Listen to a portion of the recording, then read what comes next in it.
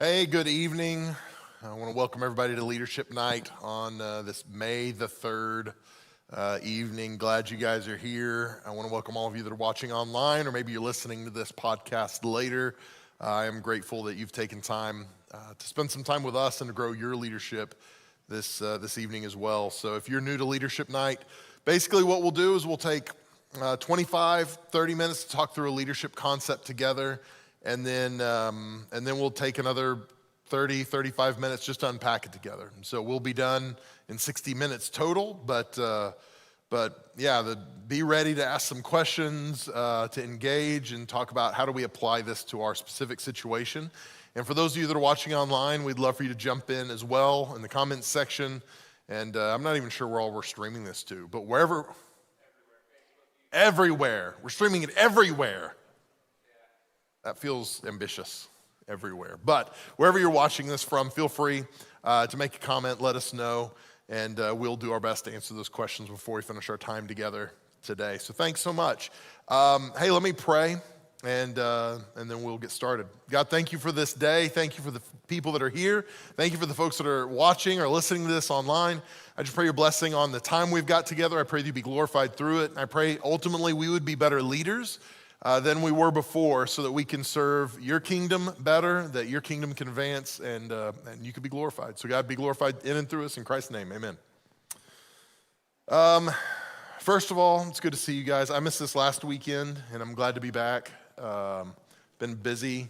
Was in Florida last week, flew in Sunday night late, and I've been in Philadelphia since Monday. Drove back, got back in town about 5:30. And got up here, and so I'm feeling fresh and energized and excited. But we're gonna have a good night tonight. By the way, just a heads up, make sure you're at church this weekend. We have an exciting announcement about Johnstown that we're gonna be sharing with you. So make sure you're here this weekend for that. Hey, what's up? We got a few of our baseball players. Oh, I love our baseball players. Glad you guys are here. So here's the deal. Tonight, we're talking through a leadership principle, but it's a little different. Jesus said, the Son of Man didn't come to be served, but to serve and to give his life as a ransom for many. And so one of the most important leadership principles we can have as leaders is to understand that our job as leaders is not to receive, but to give. Our job is not to take, but to support and bless and help and serve. And I don't know about you, I feel like the world we live in today, the art of customer service has vanished. It's hard to find good customer service in the world we live in today. And it's something that's so important to what we do. And no matter what your role is, no matter where your position is in your organization, maybe you are the CEO or the CFO or the COO or whatever, you're in the C-suite, maybe you're a department leader, maybe you're not even forward-facing with the public. The reality is, knowing how to serve people is vitally important to helping us grow as leaders and to lead well. And so the first thing I want to tell you is, there are a couple of books that I love, and you can get both of these on tape. How old am I? Stream them. Anyway, you can listen, audio version of both these books. One is, let me make sure. These are the two best books I've ever read on customer service, by the way. One is called Be Our Guest. It is by the Disney Institute on Leadership. You can find that on Amazon. It's fantastic. It's one of my favorite books on customer service. It is wonderful. And then the other book is called Excellence Wins. It's by Horst Schulze. You might know that name because he was the COO of the Ritz-Carlton, and he was kind of the one who helped establish their culture of service. And both those books are fantastic. If you're not really a reader, if you just put Horst Schulze in your browser on your podcasts, you're going to find a bunch of podcasts where he's been interviewed and talks about some of these principles we'll be talking about, and they're excellent. He does a wonderful job. And so again, both those are great books to read, but you can find a lot of these resources online. So let me just start with some common language. In the business world, you might talk about customers or guests If you're a consultant or an advisor or a counselor, you might talk about clients. If you work for the government, you talk about citizens or taxpayers. If you're in the education world or academia, you talk about students or parents. Medicine, you talk about patients. With churches or nonprofits, you might talk about members or donors. But really, at the end of the day, all those things have the common thread of they have needs. All those people we just mentioned, no matter what their title is, they have needs. And their desire is that you can help meet their need, whatever the need may be. Now, maybe you have the power to do that, maybe you don't. And so when I talk about customers, that's probably the way I'll refer to them. Just understand that we're really talking about all these things. So when our church, we don't talk about customer. We don't have customers. We've got members. We've got people who attend. There are people that are, part of our dream team, whatever it might be. But we're still attempting to serve them. They all have needs, the people that come in our doors. And so let me help you with this as well. When we helped start a church in Texas years ago, my girls were real little. I had to find a job because the church didn't pay because it was too small. We were just starting it and helping with this.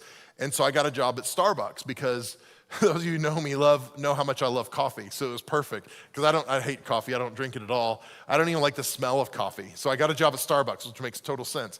But I learned a lot by working at Starbucks. And one of the things I loved that they did within their culture is they talked a lot about internal and external customers. So they talk about their external customers are the people that buy the coffee, but they also want you to serve the internal customer, and the internal customer is the people within the team. And so we'll talk a little about that tonight, but what I want you to understand is your job is not just to serve the people who are buying the products or the services that you produce, but your job is also to serve those that are serving with you as well. So you have internal customers, you have external customers. And I know for me, even before service, I'll be in the lobby, and if one of our greeters is walking in the door to find their place to greet, I will open the door for them because they are not less worthy of service than the people we're here to serve. I want them to know I'm here to serve you just as much as you are here to serve others. And so it's important for us to understand that when we're talking about people that we are serving,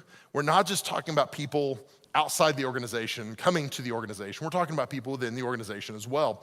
One of the things Horst Schultz says is, whatever it is you do in life, do it with excellence. And I love this idea that we can do things really, really well, that we don't have to settle for mediocre. We don't have to settle for halfway. And this is something that I have the opportunity to do a lot of coaching with churches, especially smaller churches.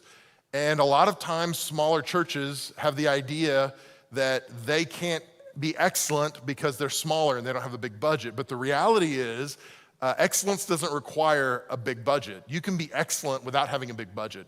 Excellence and perfection are not the same thing. You can be excellent without being perfect. We'll never be perfect no matter how hard we try, but we can be excellent consistently. And so this is what we're talking about, is how do we be excellent with the people we're trying to serve, with the customers, the clients, the members, whatever you want to call them, when they come our way. So if you like lists, I've got a couple of lists for you tonight. The first one is this. One of the things they talk about with the Ritz-Carlton is this idea that there are 3 universal desires for customers. So no matter who we're talking about, no matter what your organization is, no matter what kind of product or service you provide, there are 3 desires that people have when they come to you. The first one is this: they want a product or service with no defects. Okay, so what was the last thing one of you bought? Just shout it out to me, anybody. Nobody bought anything today? A bottle of water, anything? Coffee. Okay, we got a cup of coffee. Where'd you get the cup of coffee from, Brian? McDonald's. So let's say you go in and you get your cup of coffee. They hand it to you. It's got the top on it.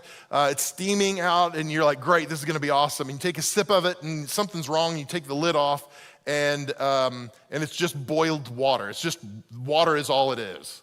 Like, you wouldn't be very thrilled about that, right? Because now the product has a defect. The defect is it's lacking what you really wanted, right? Let's be honest. We do this all the time where we get products that have defects. This is one of the things Amazon does really well, that they'll say, hey, if there is any defect with this product at all, you don't have to ask any questions, just send it back.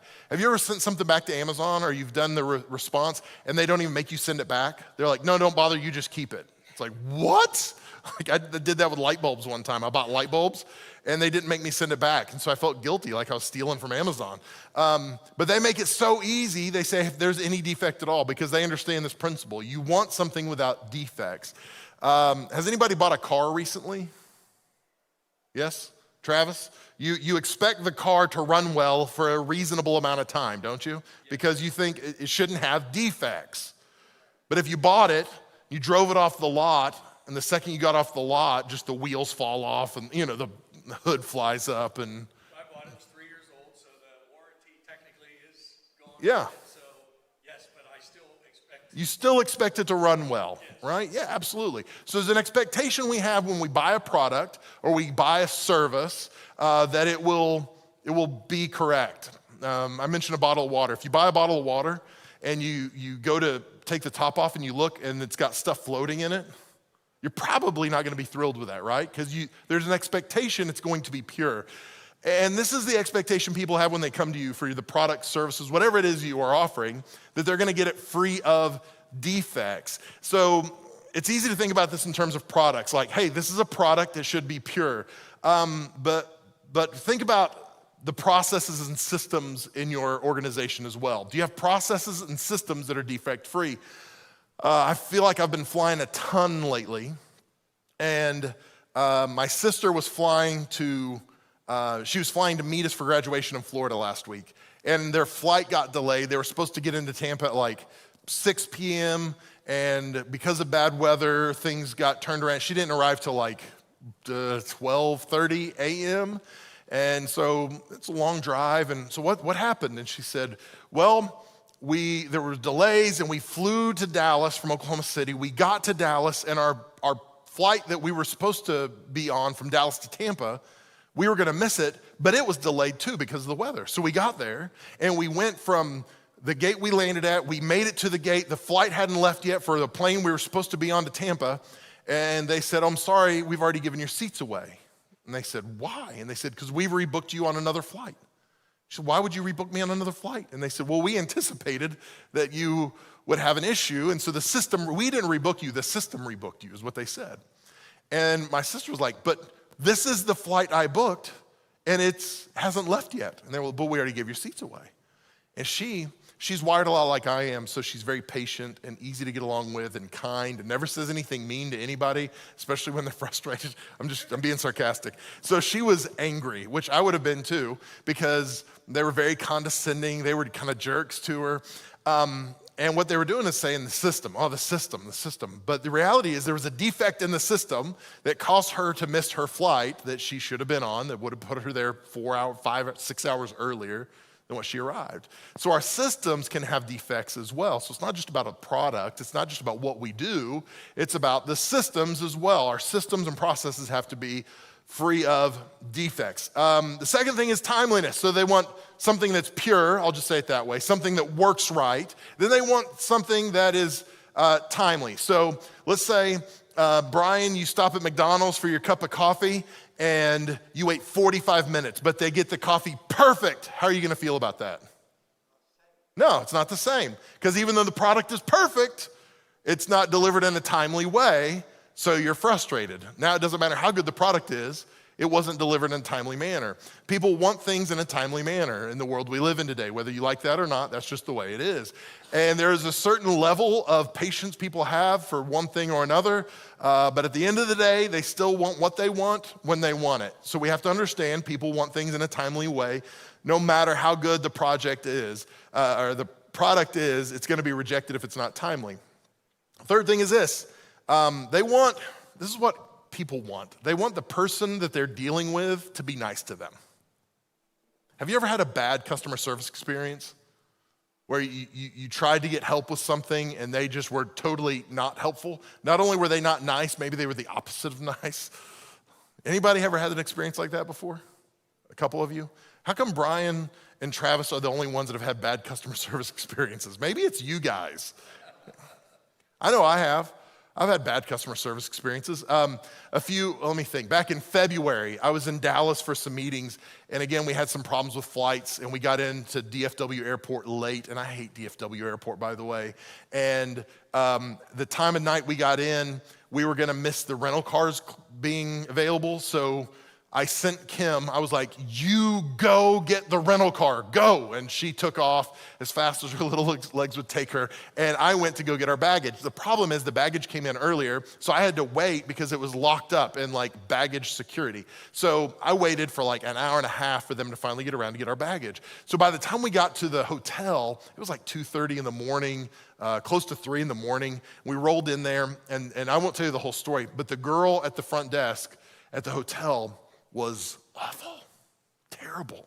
She was rude, she was mean. I think she was upset literally because I interrupted her nap. She was asleep when we got there, I think, and we interrupted her. But she was not friendly, she was not helpful, she was condescending. She was everything you don't want somebody to be at the front desk of a fancy hotel. And she was the opposite, it was horrible. And I just know from that moment forward, I had a negative view of what that experience was gonna be like. It didn't matter how good the hotel was. My experience with this one person set the tone for the rest of my experience. One of the things the Ritz-Carlton found is when they did customer service surveys with their clients, with the people who had stayed, whenever they had, they could tell based on what their initial customer experience was, whether they would complain in the future or not. So if their initial experience was good, it set the tone for the rest of their experiences. If their initial experience was bad, it set the tone for the rest of their experiences. They were more likely to complain about things that they wouldn't have otherwise complained about if they would have had a good initial experience with the first person they came into contact with. And this is why customer service is so important. And some of you are like, Mel, why do I need customer service? It's because you are serving the people in your office as well. And when you treat them bad, they're more likely to treat another person bad, the person that they maybe are front facing. One of the things they talked about is in the Ritz-Carlton restaurants, how important it is for the chef to understand that they are serving the client by serving the waiter well. So when the chef serves the waiter well, or the bellman who's taking the food up to the room, then they're more likely to serve that person well. And so there's this chain reaction of kindness and goodness and service whenever we understand what one of the key desires is. He added a couple more, I'll just throw these in there. Individualization is one that customers want more and more and more. They don't want to be locked into things, they want flexibility. We can't get into all that right now. Personalization is another one. This one makes a ton of sense though. Have you ever called customer service line and they're like, give me your account number. And you give them the account number and then you're just the account number. And then there's places that I will call and some sort of witchcraft, they'll answer and be like, oh, is this Mr. Massengale? It is. Hey, how are you doing today, Mr. Massengale? And I'm like, I don't know if the NSA gave you this, or the Chinese government, or what it is, you know who I am. But it's nice for them to call you by name instead of. And one of the things the Ritz does is their bellman who, when a taxi cab pulls up and the trunk pops open, they're trained to grab the bags and look at the luggage tag so that before the person even gets out of the car, they've got their bags ready on the curb. And when they pay the cabbie and they get out of the cab, they can call them by name and say, it's so good to have you with us at the stay, Mr. Johnson, Mr. whatever it is. And they also train them to not try their name if it's a tough one, because they also know this, if you butcher their name, now you've messed up the experience for them. So it's better to not say their name if it's tough, because it's gonna give them bad experience.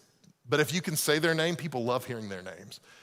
Even in our lobby, it's funny how many times I'll call somebody by name and, like I've had people in our church that I'll call them by name and they'll go, I didn't know you knew my name. It's like, well, we're not that big a church. Like I'm doing my best here, right? But they love hearing their own names. So when we can personalize their experience, it is all the better. Let me share this with you. This is 3 steps of service. This is really basic stuff. But if we can get this locked in, it's gonna make service so much better and so much easier. So 3 steps of service according to the Ritz-Carlton. The first one is this: a warm and sincere greeting. That does not sound very hard, does it? But think about your experiences Okay, think about clothing stores. The first one I'm thinking of is like, I walk into, I'm not even gonna say the name because some of the people that work there go to our church, so I'm not gonna say it. There is a clothing store in our community that you go in and nobody ever says anything to you on the way in. They never say anything to you on the way out. You're never greeted. And there are places that you are greeted warmly when you walk in. Hey, it's so good to see you. Thanks for coming today. There are places that get this really well, do this really well. Has anybody ever heard of a place called Moe's? It's like a burrito joint. They have them in the South, I know. So when you walk into a Moe's, they are trained on cue to go, "Welcome to Moe's," and it's okay, great. Like, okay, it's energetic, it's enthusiastic, but it is definitely not personal. It's something they have to do. And sometimes you see them and the person is doing it and they're not excited to do it, they're just doing it. So the Ritz-Carlton has this rule. They say any employee who comes within 10 feet of a client or a guest, they have to greet them warmly and make eye contact. So I was curious about the 10 feet thing, so I started looking. And the reason 10 feet is the rule is because further away than 10 feet feels forced. So if somebody walks into the lobby and you're working on something over here and they're across and you, "Hey, welcome to the Ritz-Carlton, glad you're here," it doesn't feel sincere, it doesn't feel warm, it feels forced. But when somebody is coming through your zone, you're working on something and you take the time to look up and greet them, look at them in the eye and go, "Thank you so much for being with the Ritz-Carlton, we're so glad you're here." It is hugely different than shouting at them across the room. And this is what we need to understand. People want to feel welcome. They want to feel known. They want to feel seen. And something as simple as a warm greeting can make all the difference. And so no matter what your industry is, whether you're forward-facing or not, think about this, even in your office, how big a deal it is when people walk in the morning just to say, "Man, Tina, I'm so glad you're here. I'm great. I'm glad to see you today. How was your weekend?" Just engage them for a minute, help them feel seen and known. It makes a huge difference when we will do that. Just a warm, sincere greeting with eye contact. Look them in the eye. Take a minute with them and talk with them about it. I learned a lesson a few years ago. My last church, I'd been doing hospital visits for years, and one of the older ministers at my last church, he said, "Hey, there's this guy in the church, he's been here forever, why don't you go with me?" I was like, "Great." So we went, because he wanted me to meet this guy, and we went in, and he said, and Dale told me, he said, "We're not gonna be here very long, just a few minutes, he's not feeling well, but I wanna say hi." Okay, great. And so we went in and we were talking, and Dale sits down. Didn't think anything of it, and I stood and we talked for a few minutes and we prayed for the man and we left. And as we were walking out, Dale said, "Hey, let me help you with something." "Okay, what is it?" He said, "Anytime you do a hospital visit, sit down." And I said, "How come?" And he said, "Because if you just stand, it makes them feel like you're busy and you don't have very much time. But at the very least, when you sit down, it gives the impression that you are there for them, that you're engaged." And it was like, oh man, this is brilliant, right? Like, I hadn't even thought about that, but it makes so much sense. Because we want them to feel like, I care about you, I see you, I've got time for you. And that eye contact, that warm greeting, even if you don't know their name, if you can call them by name, all the better. But even if you don't, that greeting, that warm greeting and eye contact makes a huge difference. The second thing is, use the guest name. If you can use their name, that's awesome. For that 4 months or whatever it is, I worked at Starbucks in this little town in Texas. We had a number of regulars. And one of the best things I could do is if I saw one of our regulars walking in, I would write their name on the cup and I would get their order ready. And we would get it ready, they would walk in, we'd hand it to them as they're walking up, and then they just had to pay. Their name was already on it, like that was special for those people. They knew, oh, hey, they know me, they see me. I knew their name, I didn't have to ask. You ever go to Starbucks and they, what's the name on this? Mel, and you get it, it's like Will. It's like, no, my name's not Will, right? And you probably have something like that. Kim said, my wife said, I think she said they have put Lim on hers before. I'm like, Lim? They're just making up names. Like, that's not even a word, Lim, like Lim, anyway. But it feels impersonal, right? Because they don't know your name. And it's so important for us to know the people's names of the people we're serving, if we can at all do that. The third thing is this. So use the guest name, and the third thing is this. Fond farewell. Give a warm goodbye, and if you can use their name again, use their name. because you want to start the experience well and you want to finish the experience well.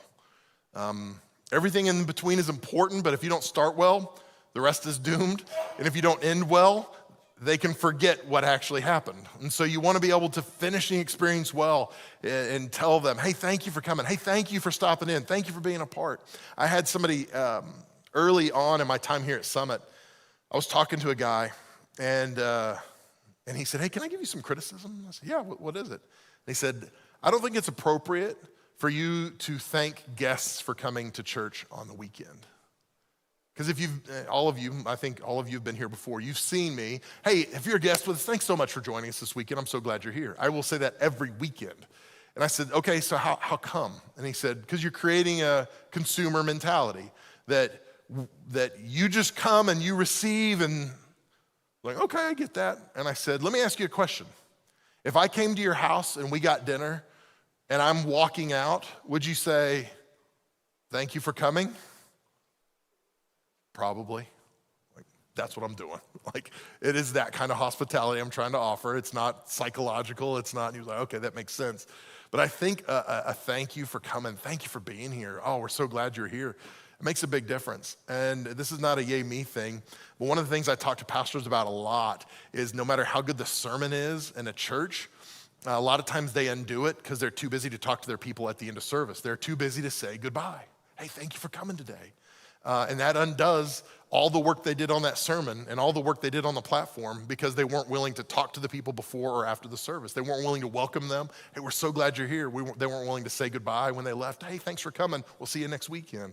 And that's hugely important. And the same thing is true for you guys. A lot of times, whatever industry you're in, you're gonna do a lot of work, but you're gonna mess it up because the people that are buying your product or service are gonna reject it because you're not willing to welcome them warmly at the top or tell them thank you at the end. And so it's really, really important for us to get that and understand that. So these are really basic things, but they're things we forget. And I've got more lists, but we just don't have time to go through all these. So this is the deal. Gosh, there's a lot here. And a lot of this is on the Ritz-Carlton website. So here's what I'm gonna do. We're not gonna go through a couple of these other lists. I've got, 3 more lists on here. We're not gonna go through the other lists, but if you sign on the website, on the sign-in sheet and put your email address on there, I'll get you all this and the links so you can find them on your own and take a look at some of this stuff as well. So let's jump into some Q&A. Let's just talk about what does it look like to serve? What does it look like to do customer service in your context? Because again, some of you, you're like, I'm a solo operator. I'm doing this by myself. Maybe you're in an office all day doing graphic design. And you're like, what does this look like for me? Let's just talk through this a little bit. And how does that look for us to serve people better and to take pride in our customer service? So let's jump in. Yeah, Trav. I work in radio, so Yeah. my thing is we try to connect listeners with clients, which would be your advertisers. So that's a challenge for us is to take what we're doing, which is broadcast, whether it be radio or digital or whatever, and connect the different listeners with the clients, and it can be very challenging. Yeah, for sure. And really, you've got 2 functions because you're selling, I'm assuming you're selling ad time on the radio broadcast to companies, and you're trying to get the people that are listening to the broadcast to actually patronize the companies, right? Correct. And so, yeah, it starts with, and so in that way, you've almost got 2 sets of clients that you're serving. Exactly. So yeah, that makes sense. And that's hard to do. It is. But they're equally important because if you have one but not the other, you're in trouble. Yeah, the pressure of the message for the client, pressure of your message to make sure that people actually want to stick around to hear the message Sure. that is being delivered, and good programming that people want to listen to. Yeah, no doubt. No doubt. That's a challenge. What else? Customer service. I know you've all had bad customer service experiences, and I know you've had some good ones, so we can even talk about some of that. I would love to hear some of your horror stories and some of your exceptionally good experiences. I'll throw one out. I heard Southwest Airlines, they're not so much lately, but historically they've been really strong at customer service. And I read a story, I don't even remember where I read it now. There was a lady, she was getting on a flight from Chicago to Columbus, Ohio, and she was sitting on the flight. They were ready to taxi, And they came on and said, excuse me, ma'am, we're gonna have to get you off the flight. Come with us. And so she didn't know what was going on. They got her off the flight and they let her know that her son in Colorado Spring, or in Denver, had been in an accident and he was in critical condition. And of course, she's a mama. She freaks out. Now she wants to go west instead of east. How do I get there? What do I need to do? Southwest had already rebooked her for the next flight to Denver to get her there. They had already moved her baggage over. So before they even got her off the plane, they'd moved her baggage to the new flight. They gave her a private room to wait in for her flight. They let her board first for that flight. And there were some other things they did which were ridiculous, like over the top. But you better believe they created a customer for life in that moment because they were willing to serve her really well, be creative in how they were serving her and go over and above in that moment. And so customer service and this is why the Ritz-Carlton does this. It is not because they're just generous and love people. It's because they're trying to create a loyalty to their brand that it's gonna be really hard to break. And that's what good customer service does, so yeah. Michael, I know you got some questions. I think that one of the most common reasons why a person might forego pleasantries in customer service is because they're really busy. Yeah. And so as a manager, should you accept a loss of productivity for a gain in customer service? Yes, and that's probably the wrong way to phrase it, because you don't lose productivity ultimately if your customer service is high. You might in that moment, but in the long run you won't, because you might, okay, there are places in our community I've been to that I don't frequent as much because the customer service is bad. And so they were more productive because they were rude. They didn't engage me in a friendly way. You know, I'm going through a drive-through and they don't even make eye contact with me. They take my card, they scan it, and they hand it, and right? And so they gain something in that moment, but they lose something in the long term. So I'd make that trade every single time. Now again, if you've got a woman who's standing in the drive-through talking to people for 15 minutes, then yeah, you're gonna lose customers over that. So there's a balance to it, but yeah, I think absolutely I would default to serve and take time with them every time. I was at Taco Bell, and it took 45 minutes for a customer to get her stuff, and she was mad. Yeah. She came up and said, that you're taking care of the drive-through, but you're not dealing with the inside. Hey, I've done that because I'm like, there's 8 people in the drive-through. I'm just gonna run in. And 1 hour later, right? Yeah, I was a half an hour until I got my mail. Yeah. I didn't get angry or anything. Yeah, and it goes back to that thing that people want things in a timely way. They must have called a lot of call-offs. Uh-huh. And yeah. There was one lady there and someone there. Okay, so let me kick this back to you guys. In that situation, they might have had a lot of call-offs. Their customer service is slow. How can they serve their clients in that moment well, even though they know this is going to be slow? We're going to give you a good product. Well, Taco Bell, but you know. But it's not going to be timely. So how do you overcome that in that situation? Any suggestions? Maybe a coupon or something, or some kind of voucher at that point of the transaction with an apology. Mm-hmm. We understand that it took a little bit longer than you probably expected, but here's something for your next visit. We really appreciate you bearing with us, and absolutely. Enjoy your dinner or whatever. Yeah, absolutely. Any other thoughts or suggestions? Communication from the beginning. A what? That's a good one. Communication from the beginning. If you were listening online, you might not have heard that. But yeah, communication up front. Like when somebody comes to order, hey, we're kind of short-staffed. I just want to let you know it might be a little longer for your order. Is that okay? It might not be okay, but at least you've communicated that at the top. I like that. You could reduce the options too. So if they would have just closed it inside and only done drive-through, everybody's in an equal opportunity to get in line. Yeah, absolutely. So there's lots of ways things like that could have been overcome if we're thinking with a customer-centric mindset instead of what's best for us or easiest for us. Even with our staff, we got a few staff in the room, and one of the things we talk about a lot as a staff is we don't make decisions based on what's best for us. Because if I'm going to be perfectly honest with you, the best thing for me to do a few years ago when we built this kids and youth building would have been to go build a gigantic auditorium that we could put everybody in for one service, and I could preach one time on a weekend. I wouldn't have to preach 3 times or 4 or whatever. I could do it once, and that'd be it. That would be the best thing for me. That'd be the best thing for a lot of our volunteers. Serve once. They don't have to worry about it again. But that's not necessarily the best thing for our people. The best thing for our people is more options, more opportunities. And so we've got to filter decisions that way sometimes. Hey, what's best for the people that are coming to receive what they need from us? So, yeah, that's good. Do you avoid certain situations when you know that you can't be pleasant in them? Like maybe you're just having a really bad day. I'm always pleasant. I am never not pleasant. Yeah, for sure. There are definitely times when I have to go, okay, I can't reflect the love of Christ in this moment. Like, I am in the way, and I've got to remove myself, or I'm going to get myself in trouble. I'm going to get myself kicked out of this airline. I'm never going to be able to fly this airline again. You don't want to see your pastor on one of those videos screaming at a flight attendant. So anyway, not that I would do that, but you know what I'm saying. So yeah, you definitely have to. I think all of us do from time to time. Yeah. I think that big churches are often accused of having a lack of intimacy. And so what are some strategies that you've used? And it's not all false. Big churches do have a lack of intimacy at times. But I will tell you, and I'll let you finish your question. I will say this, though. I've been at some small churches that lacked intimacy. So it's not about how many people attend on a weekend.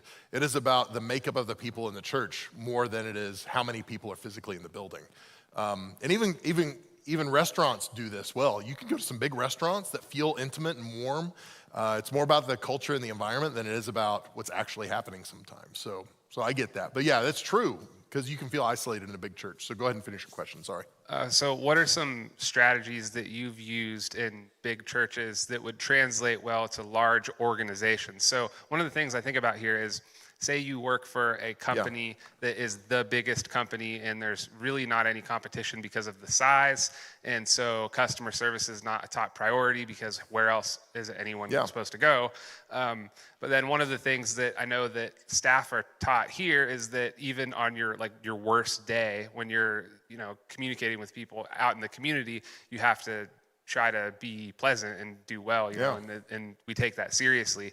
And so that's just one example, I guess, of a strategy that works in bigger churches that would translate well to larger organizations. Do you have anything else that you personally practice? Yeah, so as a church, one of the things we talk about is the bigger we get, the more intentional we have to be about being small. And this is one of the reasons, like practically, we push people to small groups and serving, because serving is not just about like a function, a utility of doing something in the church. It's about, we want to get you in a relationship in a smaller group. So from our church's perspective, if you go to a smaller church of 50 or 100 people, you're only going to know 20 people really well. You might know 100 people by name, but you're only going to know 15, maybe 20 well.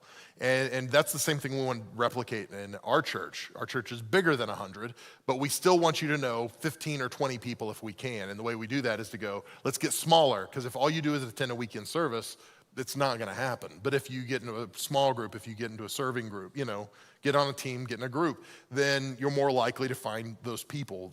We intentionally get smaller. And I think there are probably ways that companies, of people sitting in this room, there's ways to create an experience for the clients or your customers where it feels more intimate. Same kind of principle. You take something that feels big and make it smaller. And some of it is some of the principles we've talked about, calling people by name, remembering things, being attentive to what they need. I read I'm not apologizing for this. I've read a lot about the Ritz-Carlton over the last few weeks, but I read a story about a maid at the Ritz-Carlton. She noticed in the trash can that this guest, she was cleaning the room, and she noticed in the trash can that the guest had picked all the nuts out of the chocolate chip cookie, okay?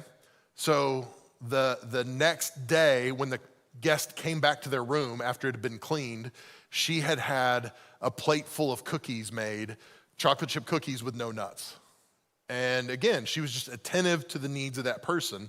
And again, it's a big organization, but in that moment, it felt very intimate, right? It felt small, like, oh, they see me, they know me. And so I think, again, we can apply some of those things to big organizations. I mean, like, holy cow, Diamond's gigantic, right? But there are ways that you can distill this down and go, okay, we're gonna make this personal and intimate and try to take a big thing and make it feel smaller. And I don't know if that makes sense. Does that make sense? So you had mentioned that the Ritz-Carlton has a 10-foot rule about not trying to force conversation or force anything like that. If you're in the sphere of selling a service, what's a good general rule that's like, okay, I want to invite a little bit more communication or try to find things out, but I also don't want to force it and make these people feel like I'm pressuring them or anything like that? Well, I would probably, and I would love to hear some of your responses too, because I know there's some people in the room in sales. In a sales environment, I never feel bad about approaching somebody. So like what they're talking about with the Ritz-Carlton is people who walk through a 10-foot zone around you. And so again, people are passing by and you are engaging them. They are seen and known. But if you're in a sales environment especially, I wouldn't feel bad at all about approaching people. And because again, it's not about making a sale, it's about helping fulfill their need. They have a need. So if you're working for a car dealership, somebody walks on the lot, they're there already. Like they have a need and you probably know what their need is if they're on a car lot, right? Like I know they need a car. So it's not about making a sale. It's about saying, how can I help fulfill the need you have? How can I help take care of the need you have? And in my experience, when we apply biblical principles to things like sales, it's amazing how good it is because typically in sales environments in the world we live in, people aren't really looking out for the client, they're the customer. They're trying to get a sale. They're trying to bring home the bacon, which I get. But when you apply biblical principles like, hey, I'm gonna be generous. Hey, I'm gonna be selfless. Hey, I'm gonna put others first. I'm not here to be served, I'm here to serve. It's amazing how sales can shift from, hey, give me what you've got to, hey, I wanna give you what I have. I don't know if that was too philosophical an answer for you, but I wouldn't feel bad at all about approaching people that are way outside that 10-foot lane because it's not about closing them, it's about inviting them. Hey, I've got something to offer you. What is your need and how can I fill that need for you? That make sense? Anybody else have any feedback for that? Trev's down here, he is.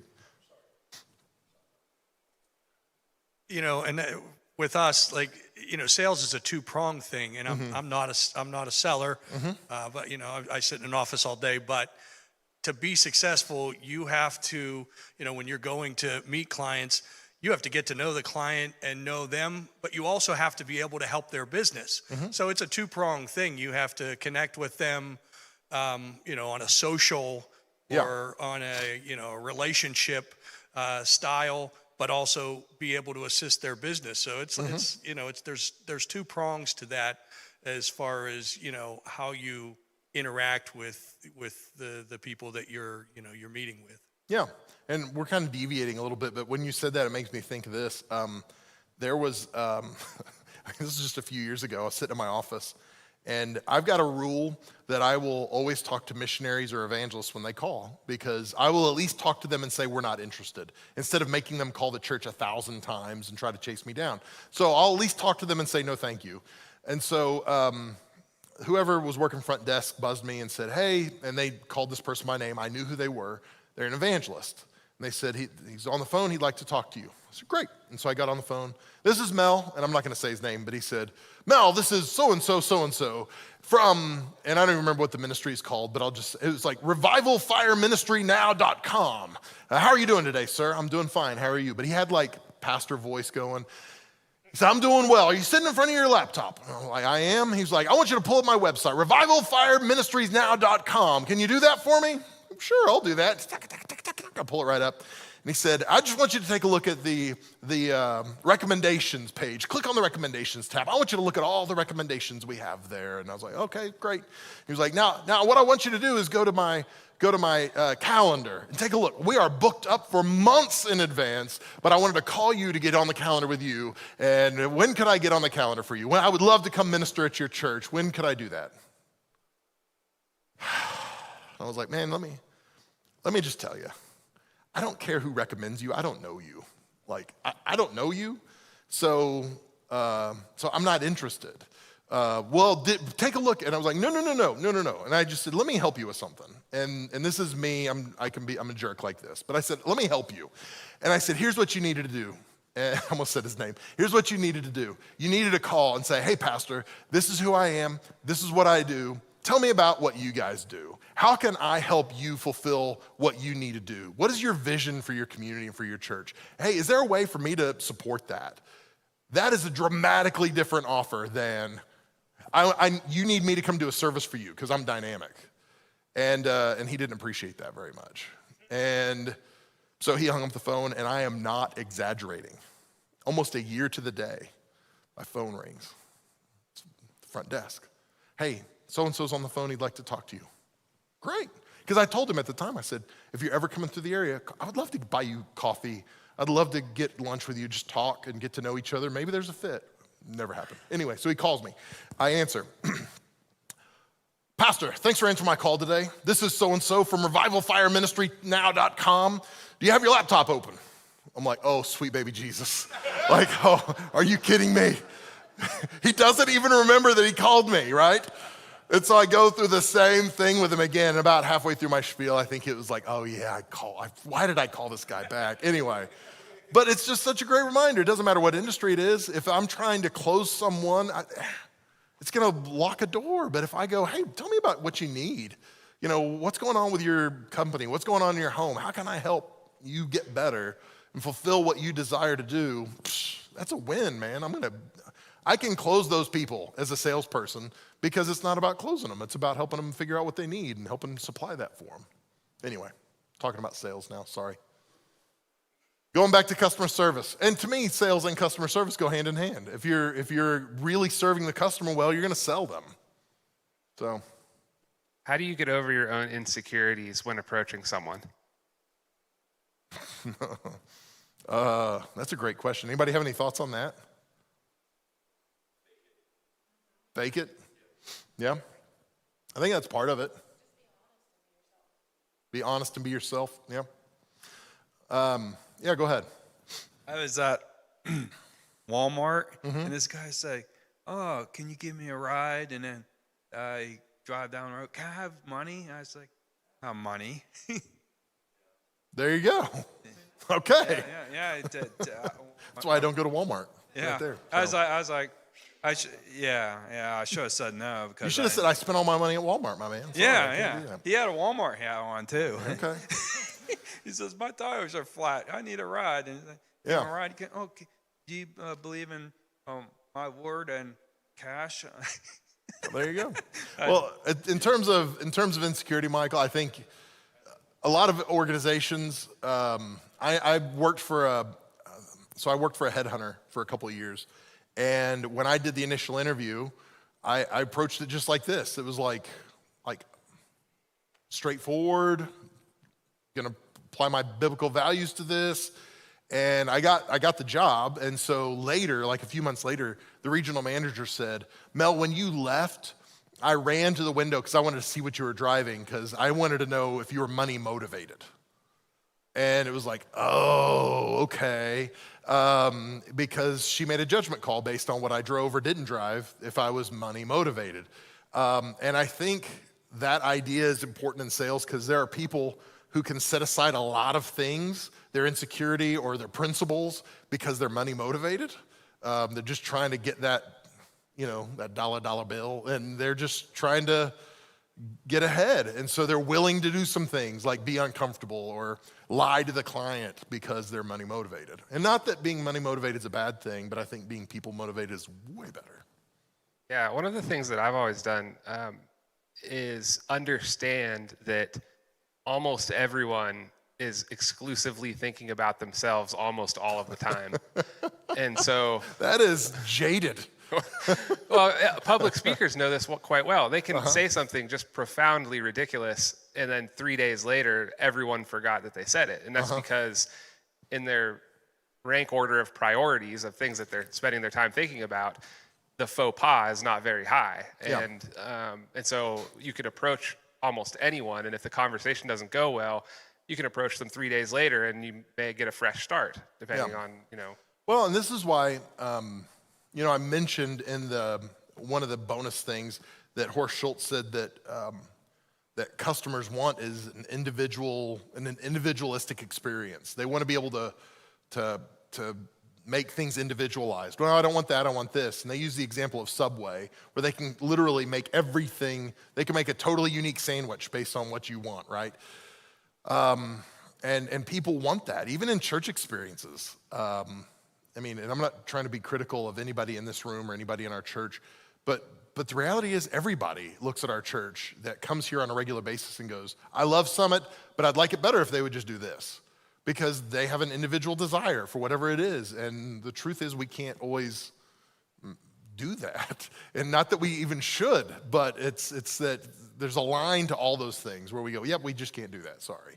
And so, yeah, when it comes to the individual and us, how we communicate and what we say and all those kind of things, at the end of the day, it really does come back to their perceptions, their views, and their...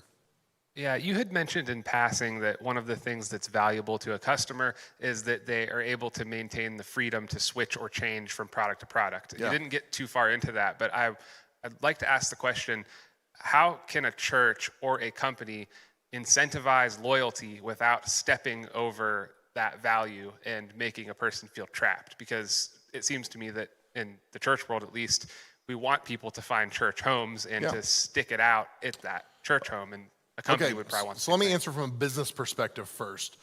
Apple has ridiculous brand loyalty in the United States. They have very little market share in India because their phones are too expensive for the normal person in India. So they've had to figure out other ways to get market share. And they've done that by going, okay, what are they doing? What are they already doing that we can give them products for that we're not trying to change all their behavior. We're just trying to get them to modify a little bit, basically. But one of the things they understand in the United States is, hey, we're just going to keep making this better and better and better and better and better. And not that iPhones are perfect, but let's be honest, most of us have iPhones. And part of the reason is because they're simple, they work well, they're, Apple's customer service is good, all those kind of things, but they continually raise the bar, so it makes it hard not to be loyal to it. And so I think companies, they go bad when they settle, when they go, okay, we're good. Like, no, we don't need to expand. No, we don't need to dream bigger. No, we don't need to. That's when things go bad for them because they get comfortable and they get complacent. And so I think it's important for anybody who's leading an organization, leading a team, a group, to continually be going, how can we get better? What do we need to develop? How can we make their experience better than it is? What is it the things that they need that they don't even know they need yet? They're anticipating needs. And that's some of what the Ritz-Carlton does really well. They anticipate needs. So with the church side of it, it's a little different because part of our job is not to... part of our job is not to just continue to satisfy the needs of consumers, but to help consumers become contributors. So it's different in the church world because it's not just about going, hey, every need you have, we're going to satisfy your need. We're going to take care of that. Because ultimately, it's like, we want to connect you to Jesus. He's going to satisfy your needs. And then you need to grow up, right? Like, you need to be mature enough to start meeting the needs of other people around you and serve them and bless them. And so it's a different mindset and model. But I think, I told somebody the other day, like, for me personally, I don't think I ever sandbag sermons. So like, every weekend I want to preach the best sermon I've ever preached in my life. So it's not like, okay, in 3 weeks, I'm going to preach a killer message. This week, I'm going to mail it in a little bit. Like every weekend, I'm like, I'm going to give my very best. I'm going to study. I'm going to work. I'm going to get prepared. And I'm going to deliver the best message I possibly can. And that's why I want us to approach things as a church, because every weekend, I want us to go, okay, this is the best we have to offer you. And if it's not good enough, or if you don't like it, or you like something else, or you want hymns, or you want a pipe organ, or whatever, great. That's not who we are, though. So does that make sense? Did that answer your question? Yeah. Well, the Apple piece is particularly useful here because what they've done is they've created an ecosystem such that your phone, your experience with your phone is diminished if you decide to buy a Windows laptop instead of a Mac laptop. And Absolutely. so the same thing, I think, translates at least to church. If you grow up into a contributor, then your experience at church is different because of your contribution than it is if you're just consuming. And you can't just, a lot of times you can't walk in to a church on day one and have the same impact that you can if you have the roots that have grown down in that space. So going back to what we talked about with small groups or serving and those kind of things, I've told our staff before, I want every person in our church, I want their best friends in our church. If we can make that happen and help them find their best friends, I want to do that. Because what that does is it allows me to preach everything I need to preach, and somebody might get offended by something I say, but they can't leave because their 5 best friends go to our church. Does that make sense? Like, I love the team I serve with too much. So I don't like that Mel said that, but I'm not leaving because I love these people so much. And that's kind of what we're talking, like with Apple, what you were talking about. If we can get people connected relationally, get people connected to what God is doing through the Holy Spirit here, then it gives, I don't have to dance around, not that I do anyway, but I don't have to tiptoe around topics or things because I'm like, oh, these people might leave if I say this, because I can say whatever I need to. So, yeah. Good question. Got about 5 minutes left. If we got any more questions, customer service related specifically? Hello. That was nice of you not to make him walk around. You were just serving Michael. Well done. I was going to ask about, in my line of work, there's not a lot of face-to-face interaction with the team members after the initial training. So as a group, like what could be recommended to still connect with them even though they're kind of out in the field doing their thing? I know, and you might not want to say this because we're streaming this, but can you tell me what you do again? I've forgotten. I work with individuals with disabilities. That's right, of course, I knew that. So you're talking about in terms of the people you work with or the clients that you are serving? Kind of both, because once they're with a team member, I don't see those individuals either. Gotcha.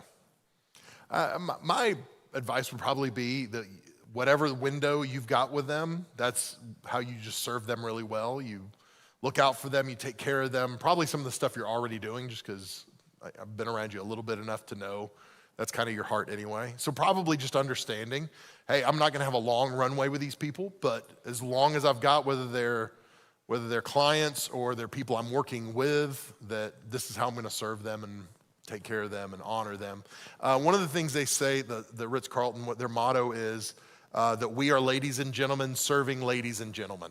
And so they make it very clear, hey, we are not servants. We are serving, but we're not servants. We are ladies and gentlemen, and we're gonna act like, we're gonna present ourselves as ladies and gentlemen as we are serving ladies and gentlemen.